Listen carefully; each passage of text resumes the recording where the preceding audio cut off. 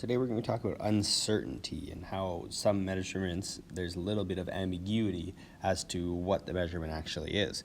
So if we look at this Explore section down below, we're asked to state the measured value and the instrument precision for each. So if I look at the measured value, all three of these bars are the exact same. But in the first one, my precision is much lower, and it looks like it's more than half, but I can't really be sure. Maybe it looks like it's 6 inches. It's really hard to tell, but I know the precision is the smallest marking on this ruler, so it's 1 inch. Okay, the second one, I get a little bit more help. I know it's more than half an inch. Oh, sorry, I need to change my first one. Not 2.6, should be 1.6. Okay, for that second one, maybe it's 1.25, maybe it's 1.25, but I'm getting closer. My precision's getting smaller, which means I can get closer to the actual value. I'm getting more accurate as we go.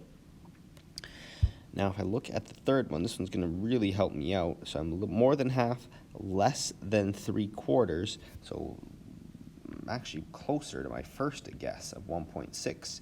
And my precision is going to be 1/4, 0.25 inches. Okay, so the third ruler gives the most accurate measurement, and it's better to have an instrument with a smaller precision. It helps you get more accurate measurements. Okay, because no measurement is perfect, every measurement should be written with an uncertainty. Now, basically what that means is we should have a little bit of wiggle room to work with. So that's going to be where our uncertainty comes from. So this means the measured value is 2 centimeters and the uncertainty is 1/2 centimeter. So it could be 2.5 or it could be 1.5. So it really gives us a range to work with. Okay, so for Math 30-3, the uncertainty is always going to be 1/2 of the precision of that instrument used to make the measurement. So if we look down below, we're going to state the measured value including the uncertainty. So we're not going to try and guess what the value is. We're going to get close to one thing. So basically what we're going to do is round, and we're going to come up with the precision after that. So we're going to go 2.0 inches plus or minus. The precision for this is 1/2 inch, so we should be 1/4 inch on either side. So we're going to take the precision, cut it in half. So if I take 0.5 and I divide it by 2, I get 0.25. Now this is going to tell me my value is either 2.25 inches or 1.75 inches. Either way, I'm in that range and I'm covered.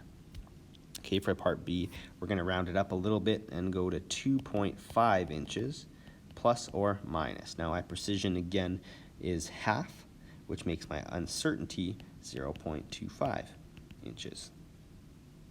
Okay, for part C, we're going to say we're right on 5.0 centimeters, and we're going to take our precision, which is 0.1, and divide that by 2.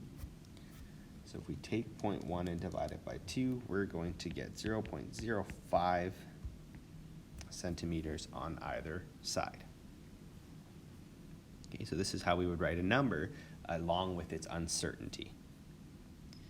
Okay, for D, the same gauge we've been working with in a couple of earlier examples. So we know that the precision is 5 degrees Celsius. So my reading, it should be around 220 degrees Celsius plus or minus 2.5 degrees Celsius, because we're going to take that precision and we're going to divide it by 2.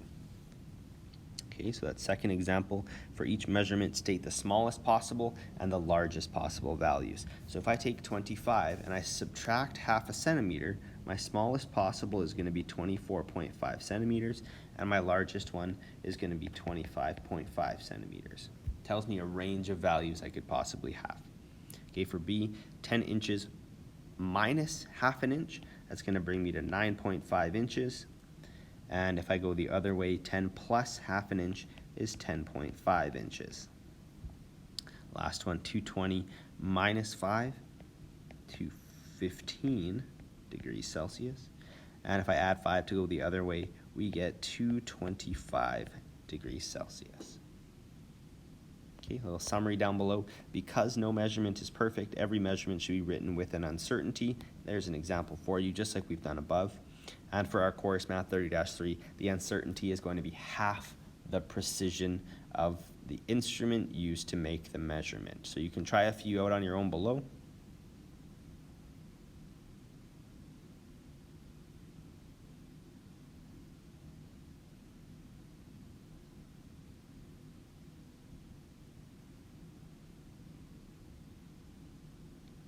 And there is your answer key. Next time we'll talk about some applications of uncertainty and finish up dealing with something called tolerance, and that will bring us to the end of our limits to measurement unit.